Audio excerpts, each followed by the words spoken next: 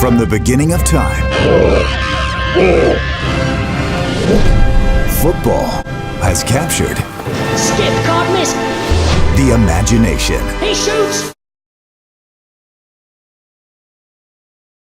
The movie is about Amadeo, a local kid in this small town who's great at football, but that's about all he's good at, and who has to defend the town against Flash.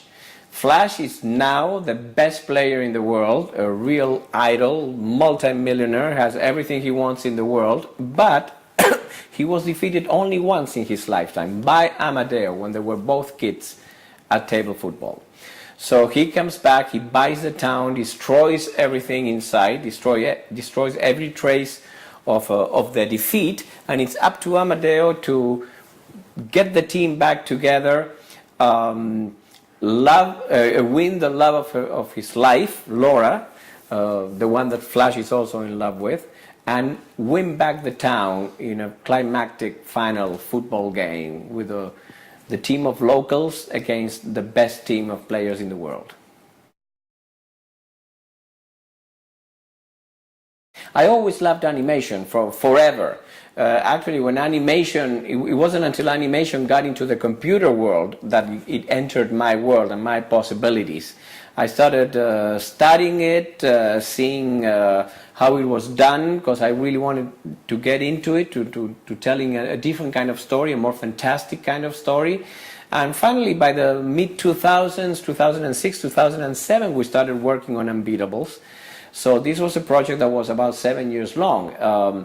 I did the other little movie, The Secret in Their Eyes. I did that while I was working on this one. So this has been a long, long project, a passion project. I didn't get to meet all of them. Well, I chose, I was sent all the voices. I knew many of them. Of course, I knew Anthony Hetz, I knew Ralph Little, Rupert Grint, but they were, we cast the voices of the other people that were terrific. I was here for a few days recording, but I realized that the director of those voices was fantastic, and there were nuances in the English. It's not my native language, maybe you didn't notice, but it's not my native language. and they were so great that there was not much that I could tell them to make it any better. So they were really terrific. To me, it's a dream cast. The humor is great.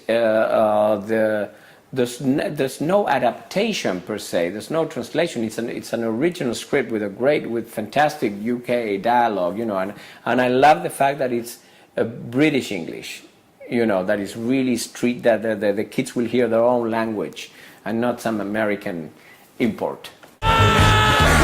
He's gone down there like he'd been hit by a lead pipe. It's time for annihilation.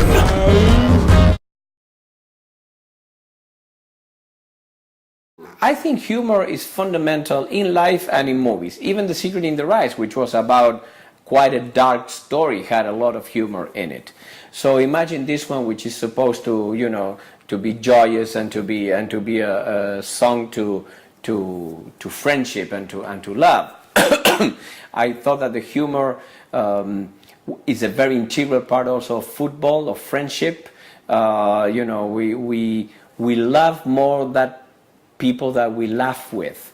So it was always very important. I wanted to make a movie that was laugh out loud funny from the beginning to the end. The 3D question is a good question because, sometimes it can be just gimmicky. But sometimes it can be used to really get you into the movie. We didn't want to have anything that, like coming, spitting at you or throwing things at your face. The movie is a classic in that sense.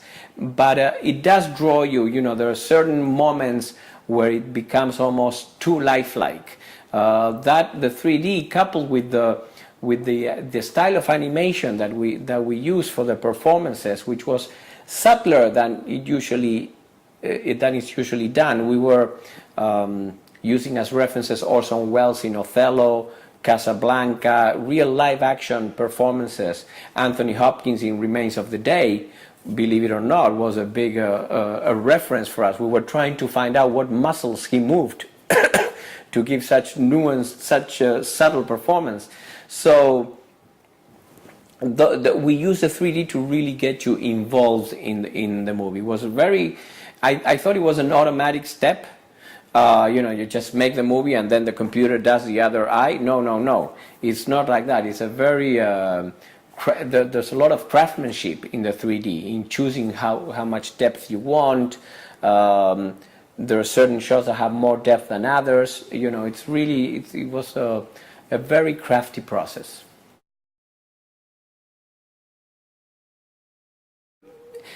Just because Ardiles played in it, and Ardiles is one of my favorite people in the world, I would say the Tottenham.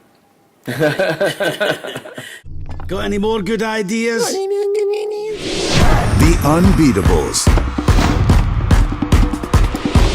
In cinemas this summer.